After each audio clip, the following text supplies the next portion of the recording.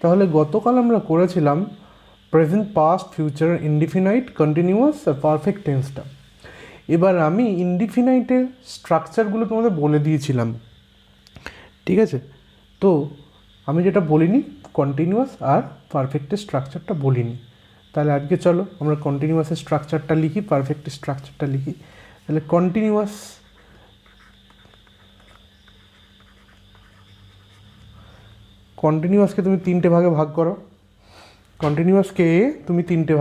করো। ঠিক আছে? কি কি? প্রেজেন্ট,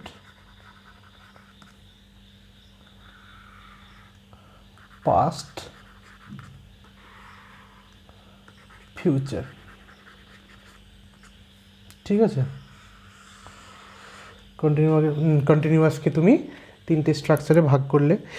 এবার আমরা কি জেনেছিলাম? তাহলে কন্টিনিউয়াসের ক্ষেত্রে কি ফর্ম বসে? অ্যাম, ইজ, আর, তারপরে বসে বিইং। কি বসে? বিইং। তারপরে বসে এইটা হচ্ছে তোমার টু বি ভার্ব। এরপরে এখানে বসবে P3 ফর্মটা বসবে, রাইট? আর তারপরে কি বসে? বাই বসে, অবজেক্ট বসে। সিমিলারলি পাস্ট কন্টিনিউয়াসের ক্ষেত্রে কি হয়? ওয়াজ ওয়্যার, তারপরে কি বসে? বিইং। তাহলে এইটা হচ্ছে স্ট্রাকচার। তারপরে এইখানে P3টা বসে। আর এইটা টোটালটা স্ট্রাকচার, বাট এই যে আন্ডারলাইন্ড যে ভার্বটা আছে এটা হচ্ছে টু বি ভার্ব। ঠিক আছে? তাহলে পাস্ট পার্টিসিপল বসে, পাস্ট পার্টিসিপল মেন ভার্বের পাস্ট পার্টিসিপল হয়, তার আগেই টু বি ভার্বের এই ফর্মটা বসে, মনে থাকবে। দেন তুমি বাই দিয়ে একটা প্রিপোজিশন বাই ইউজ করো, দিয়ে তারপর অবজেক্ট জুড়ে দাও, আর এই টু বি ভার্বের আগে থাকে সাবজেক্ট। হ্যাঁ, তো মেনলি সেটা তুমি জানো। তেমনি ফিউচারের ক্ষেত্রে কি হচ্ছে? Shall, will, being. আমি এটা করাইনি, রাইট? এটা P3 same, shall, will, being. এবার এইটা তোমাদের করতে হবে না, ওকে? এটা তোমাদের করতে হবে না, ঠিক আছে? এটার ইউজ নেই কোনো, রাইট? তাহলে এইভাবে আমরা কি করলাম? এইভাবে আমরা কন্টিনিউয়াসের ফর্মগুলো শিখলাম, কন্টিনিউয়াসে কীভাবে ইউজ করবো ভার্ব। এবার এটা তোমরা ভার্বের স্ট্রাকচারটা আমরা শিখলাম। এবার এটা তোমরা কী করবে? খাতা পেনে তুলে নেবে, রাইট? ঠিক আছে। এরপর আমরা যেটা করব সেটা করব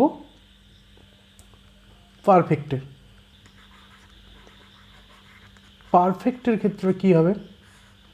দেখো, পারফেক্টের ক্ষেত্রে কি হবে না, পারফেক্টের ক্ষেত্রে আমরা পাচ্ছি প্রেজেন্টের জন্য যদি ধরি, তাহলে একটা হ্যাভ ভার্বের হ্যাভ বা হ্যাজ বসে, তারপরে বিন বসে, তারপরে মেন ভার্বের পাস্ট পার্টিসিপল ফর্ম বসে, তারপরে বাই, তারপরে অবজেক্ট। আর হ্যাজ বিনের আগে কি বসে? সাবজেক্ট। সিমিলার পাস্টের ক্ষেত্রে কী হবে? হ্যাড, বিন বসে, তারপরে P3 ফর্ম। ফিউচারের ক্ষেত্রে কী হবে? শ্যাল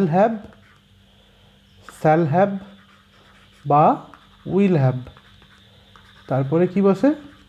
বিন বসে, তারপরে পাস্ট পার্টিসিপল।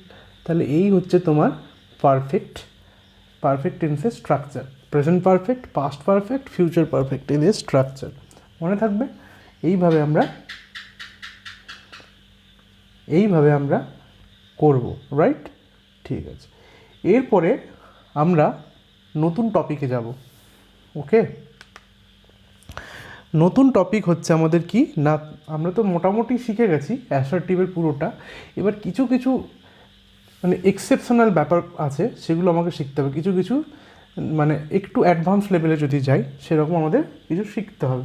যেমন তোমাদের যদি বলা হয় এই মুহূর্তে একটা খুব ইম্পর্টেন্ট, যেটা আমরা এখন আলোচনা করব, সেটা হচ্ছে কোনো ভার্ব, কোনো মডেল ভার্ব যদি বাক্যে থাকে, বাক্যের মধ্যে যদি কোনো মডেল ভার্ব থাকে, তখন সেটা প্যাসিভ ভয়েস করলে কী হবে? ঠিক আছে? তাহলে লিখলাম হেডিং দিই, প্যাসিভ অফ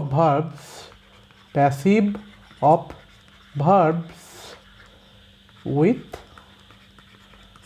মডেলস আমি যদি এক্সাম্পল দিই তোমাদের বুঝতে সুবিধে হবে, আমি এক্সাম্পল দিলে তোমাদের বুঝতে সুবিধা হবে।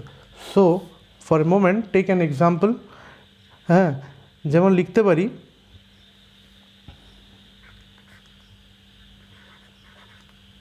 ইউ ক্যান টেক দিস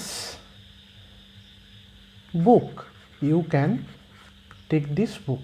না, এখানে মডেলটা কি, মডেল হচ্ছে এই ক্যান, রাইট? তা এটা অ্যাক্টিভ ভয়েসে আছে, এটা কিসে আছে? অ্যাক্টিভ ভয়েসে। এবার এইটা যদি আমরা প্যাসিভ করি, এইটা যদি আমরা প্যাসিভ করি তখন তার কি উত্তর দাঁড়াবে?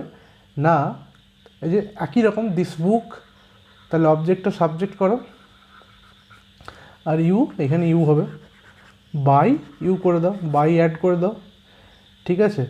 এবার কি, মেন ভার্ব কিন্তু টেক, মেন ভার্ব কি? টেক। তাহলে মেন ভার্ব যদি টেক হয় তাহলে আমরা কি করব? আমরা এটাকে রেখে দেবো, এটা P3 করব। বাকি পড়ে রইল কি?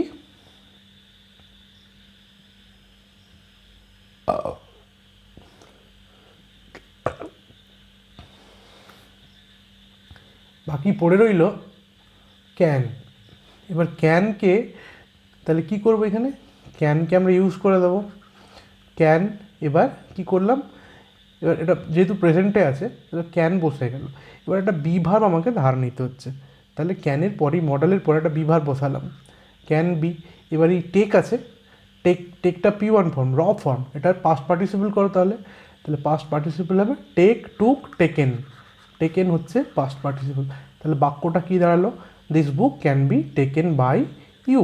তাহলে এইটা হচ্ছে প্যাসিভ ভয়েস হলো, বুঝতে পেরেছো? এটা হয়ে গেল প্যাসিভ ভয়েস। তফাৎটা কি না, একটা বি লাগলো, দেখো এইটুকুর মাঝখানে মেন ভার্ব আর মডেলের মাঝখানে একটা বি লাগলো, আর মেন ভার্বটা চেঞ্জ হয়ে পাস্ট পার্টিসিপল হয়ে গেল। বাকি দেখো একই রকম আছে, ঠিক আছে? সিমিলার আরেকটা এক্সাম্পল ধরো, আরেকটা এক্সাম্পল যদি দিই, আরেকটা এক্সাম্পল যদি নিই তাহলে আমরা লিখতে পারি তাহলে যে হি মাইট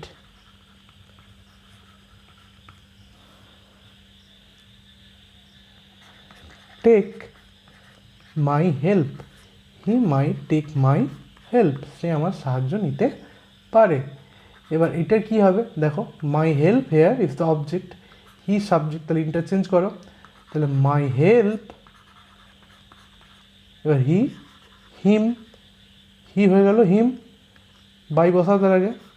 এবার এগেইন মাইট হচ্ছে মডেল, টেক মেন ভার্ব, তাহলে টেকের আমরা কী করবো? P3 ফর্ম করতে হবে। এটা দেখো র ফর্মেই আছে, তাহলে মাই হেল্প, এবার মাইটটা বসিয়ে দাও, মাইট মডেলকে মডেল বসে গেল, মাই হেল্প মাইট একটা বি ভার্ব ইউজ করো, might be taken by him. Same দেখো মাইট টেকেন, মাঝখানে একটা বি বসলো, এই যে বি, হ্যাঁ, আর এটার P3 ফর্ম হয়ে গেল। এইভাবে আমরা করব। তাহলে এটা যদি অ্যাক্টিভ হয় এটা আমাদের প্যাসিভ হলো। তাহলে স্ট্রাকচার কি হবে? স্ট্রাকচার এইরকম হবে, প্রেজেন্ট পাস্ট ফিউচারের ক্ষেত্রে স্ট্রাকচার মডেলস যদি ইউজ করি তার স্ট্রাকচারটা আমি বলে দিচ্ছি, ঠিক আছে? তাহলে প্রেজেন্ট মডেলসের জন্য কি স্ট্রাকচার হবে? Present, past, future, right? তাহলে এই যদি হয় তাহলে মডেলসের জন্য কি স্ট্রাকচার হবে না, বেসিক্যালি আগে মডেলসটা বসাবো, মডেল ভার্বটা আগে বসাবো, মডেলসটা আগে বসাবো, তারপরে কি একটা বি ভার্ব বসাবো, একটা বি ভার্ব বসাবো, তারপরে কি হবে? মেইন ভার্বের P3 ফর্ম, ঠিক আছে? সেম এখানে একই নিয়ম, ঠিক আছে? একই নিয়ম, ঠিক আছে? এবার ফিউচারের ক্ষেত্রে এটা হয় না, তো ঠিক আছে মডেল। তাহলে এক্সাম্পল কি? আই ক্যান, আমি বললাম I can come to your house, এটা করলে কি হবে দেখো, চেঞ্জ করো, তাহলে যেরকম আমি সাবজেক্ট অবজেক্ট, অবজেক্ট সাবজেক্ট হবে, তাহলে ইয়োর হাউস। এবার কি, এবার মডেল একটা, যে মডেলটা এখানে কি ক্যান, তাহলে স্ট্রাকচার দেখো, ক্যান বি, ভার্বটা কি, main verb come, your house can be come by me. Basically এইটা একটা ব্যাড এক্সাম্পল, বাট সামহাও আমি বোঝানোর জন্য ইনস্ট্যান্ট নিলাম, এটা খুব একটা ভালো এক্সাম্পল নয়, ঠিক আছে, আমি একটা ইনস্ট্যান্ট নিলাম যাতে তোমরা বুঝতে পারো। মোটামুটি এটা ঠিক আছে ভয়েস, ঠিক আছে। এবার এই হচ্ছে ব্যাপার, ঠিক আছে। তাহলে মডেল ফ্রেজ স্ট্রাকচার আমরা শিখলাম। পরবর্তী টপিক আমাদের কি, পরবর্তী যে জিনিসটা নিয়ে আমাদের ভাবতে হবে সেটি হচ্ছে ইনফিনিটিভ। না, হোয়াট ইজ ইনফিনিটিভ? না, ইনফিনিটিভও খুব ইম্পর্ট্যান্ট, ঠিক আছে। তাহলে ইনফিনিটিভ,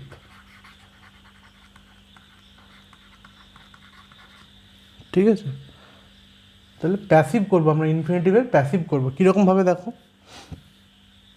না, একটা বাক্য নিই, একটা বাক্য নিলে তুমি বুঝতে পারবে যে যেমন বলা হচ্ছে যে আই অ্যাম টু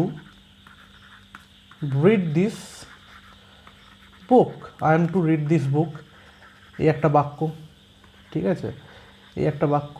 সেকেন্ড আরেকটা বাক্য নিলাম, ইট ইজ টাইম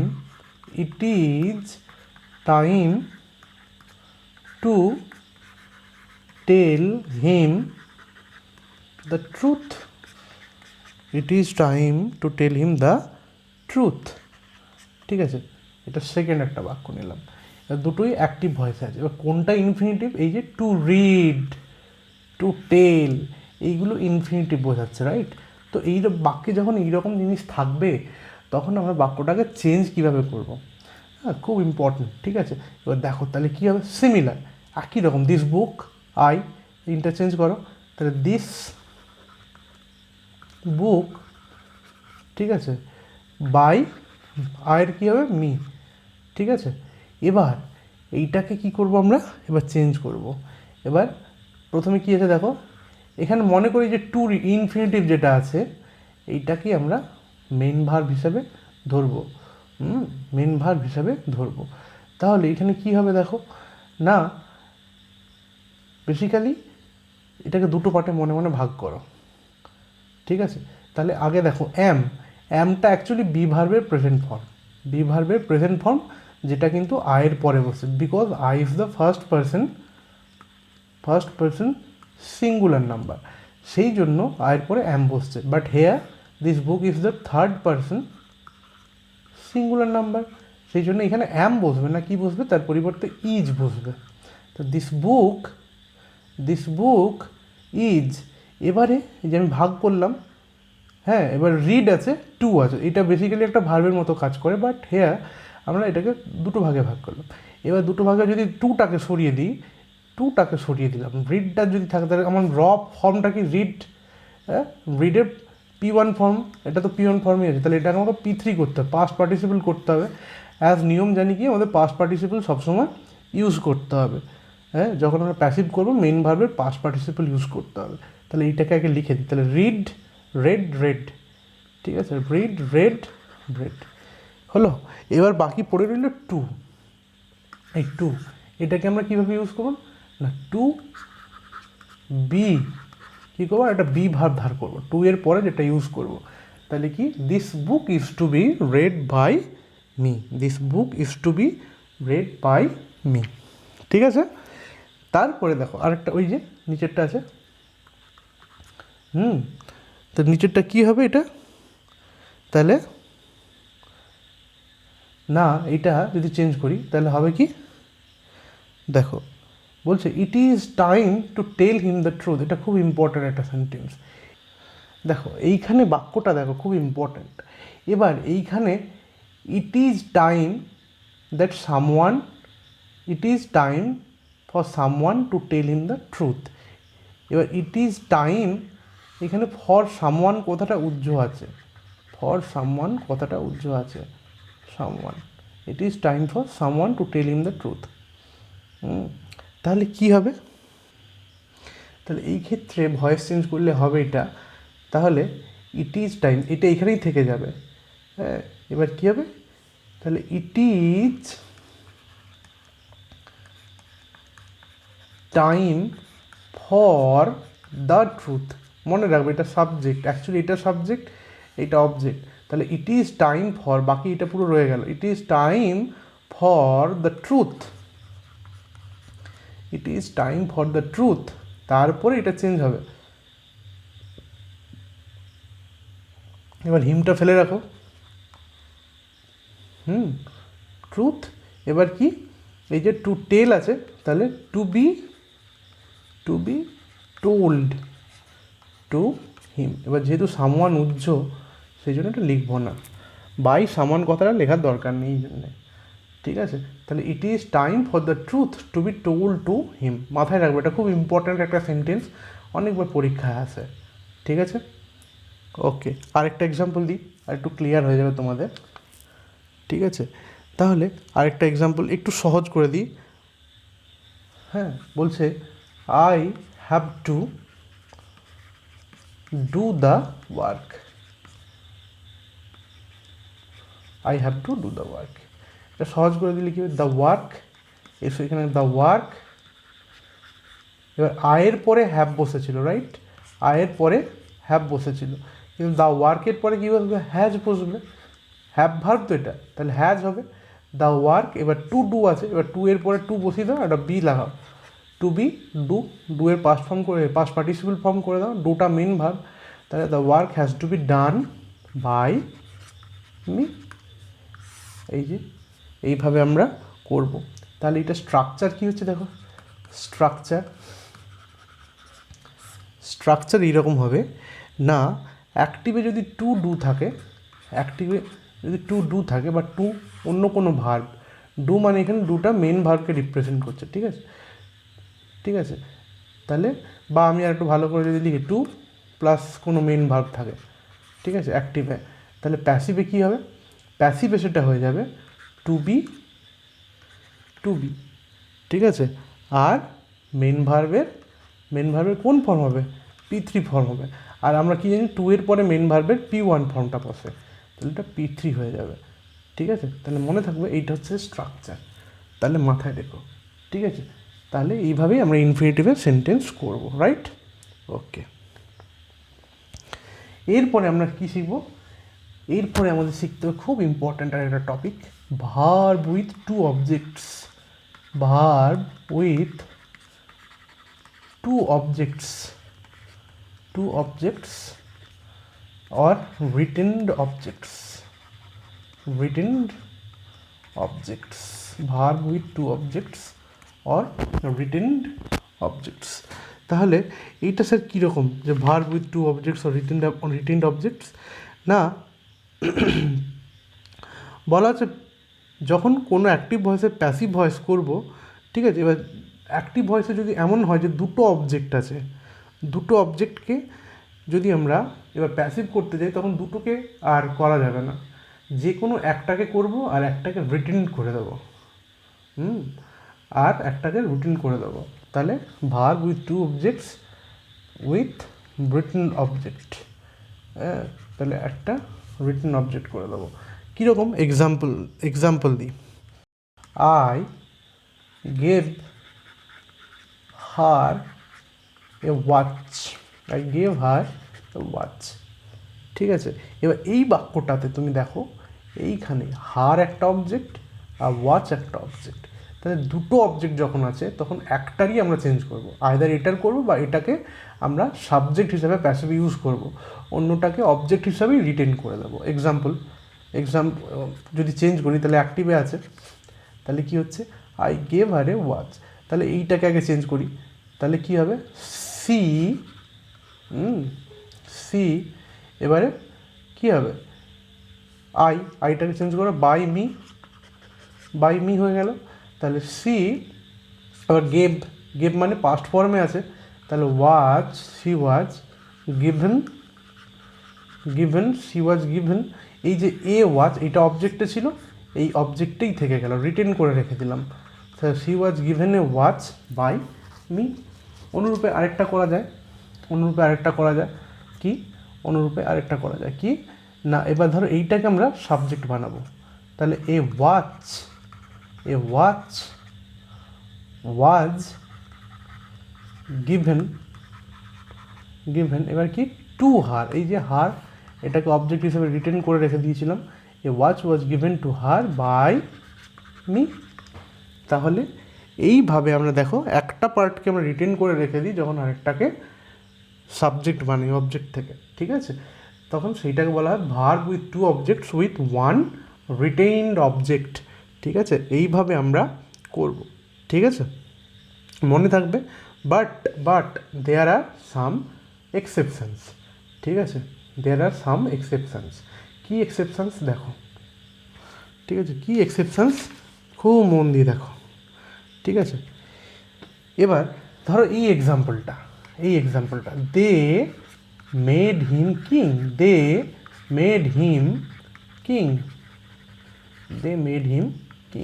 তাহলে এইটা কী হবে বলো তো? না তুমি এইটাকে দুটোই অবজেক্ট দেখো, তুমি তাহলে এবার তুমি এটাকে করো বাই দেম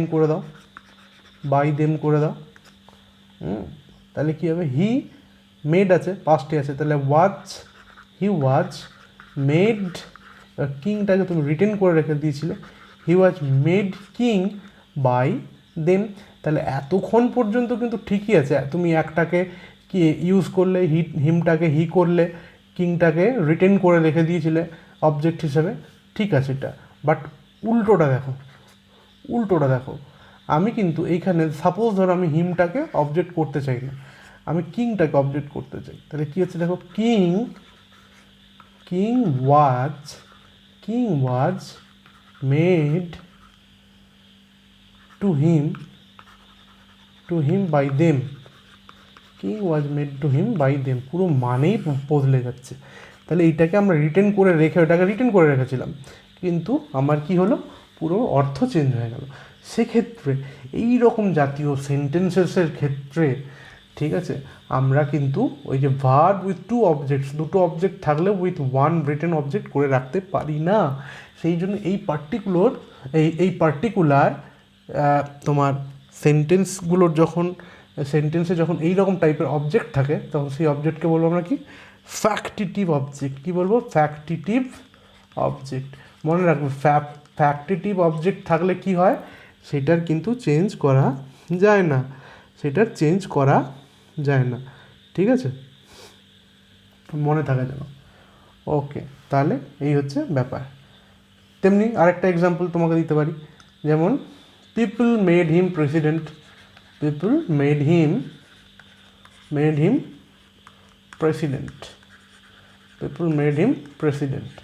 এবার কি হবে, এটা চেঞ্জ হবে কিন্তু, হি ওয়াজ মেড প্রেসিডেন্ট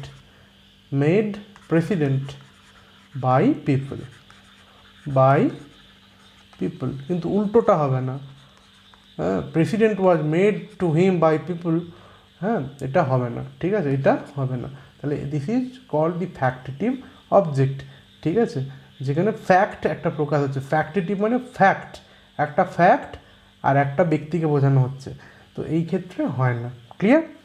এবার অন্য আরেকটা করি, দেখি কি আছে না। এরপরে আমরা যাব অ্যাডভার্বিয়াল অবজেক্টে।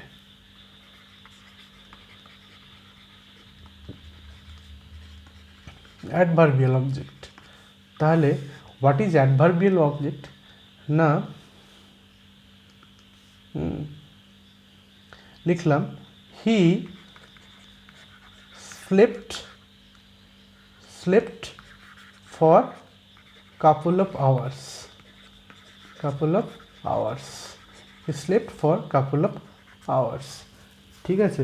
এবার এই বাক্যে দেখো, এই যে couple of hours, this is an adverbial object, it's an adverb of time, এই জাতীয় কিছুটা বোঝাচ্ছে, রাইট? তো অ্যাডভার্বিয়াল অবজেক্ট হওয়ার কারণে এইটার আমরা কোনো ভয়েস করতে পারবো না। Couple of hours have been, এখানে দেখো couple of hours was slept by him, এটা ঠিক, it's a bad example, right? তাহলে অ্যাডভার্বিয়াল অবজেক্টের ক্ষেত্রে আমরা কিন্তু ভয়েস চেঞ্জ করব না, ভয়েস চেঞ্জ করব না। ঠিক আছে, ঠিক আছে। এরপরে আমরা দেখব অন্যান্য এক্সাম্পলস যেইখানে আমরা ভয়েসটা কী করছি না, যেখানে আমরা ভয়েসে এই প্রিপোজিশন যখন অ্যাক্টিভ থেকে প্যাসিভ করছি তখন অবজেক্টের আগে আমরা বাই ইউজ করি। ঠিক আছে, অবজেক্টের আগে কী ইউজ করি, আমরা বাই ইউজ করি। এবার এইখানে বাই ইউজ করব না, অন্যান্য আদার প্রিপোজিশনস আমরা ইউজ করব। ঠিক আছে, তাহলে passive voices other than use of, এখানে লিখো use of other than by, other than by, এটা ছাড়া অন্য কী ইউজ হচ্ছে দেখো। তাহলে একটা এক্সাম্পল নাও, যেমন বলা হচ্ছে, খুব কমন এক্সাম্পল তোমরা জানো, আই নো হার, তাহলে এইটা অ্যাক্টিভে আছে, উই নো দ্যাট, তাহলে কী হবে, she is known to me, তাহলে এখানে বাই মি কিন্তু করবো না, আমরা কী করবো, she is known by me না, she is known to me. Similar আর এক্সাম্পল কী হতে পারে না, হিজ বিহেভিয়ার, হ্যাঁ, অ্যানোয়েড মি, অ্যানোয় মানে বিরক্ত করা, অ্যানোয়েড মি, তাহলে এটা যদি আমি চেঞ্জ করি কী হবে, মি থেকে আই হবে, তাহলে আই ওয়াজ অ্যানোয়েড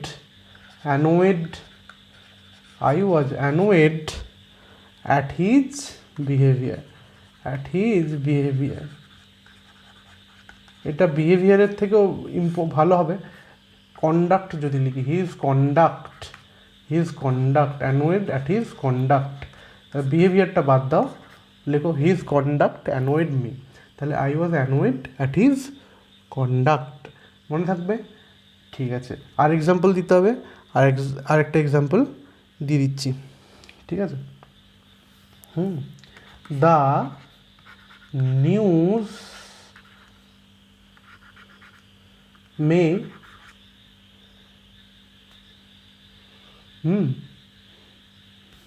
বা দিস নিউজ করো, দিস নিউজ মে প্লিজ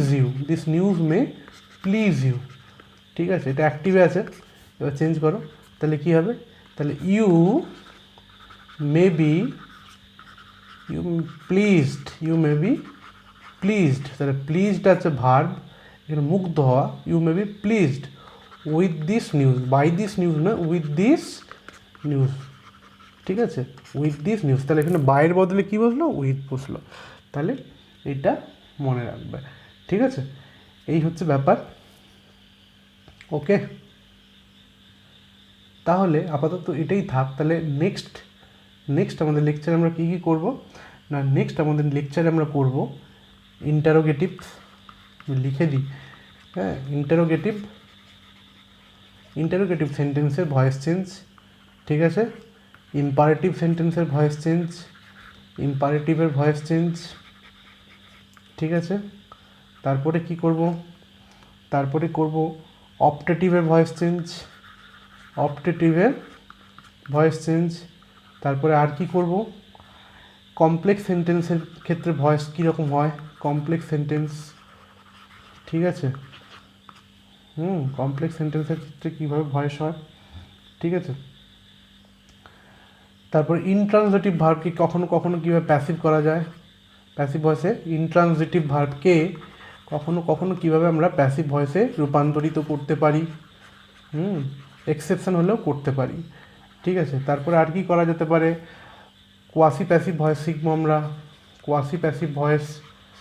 ঠিক আছে, আর কি শিখবো, আমরা ডবল প্যাসিভ অ্যাভয়েডেন্স, ডবল প্যাসিভকে কীভাবে আমরা অ্যাভয়েড করব,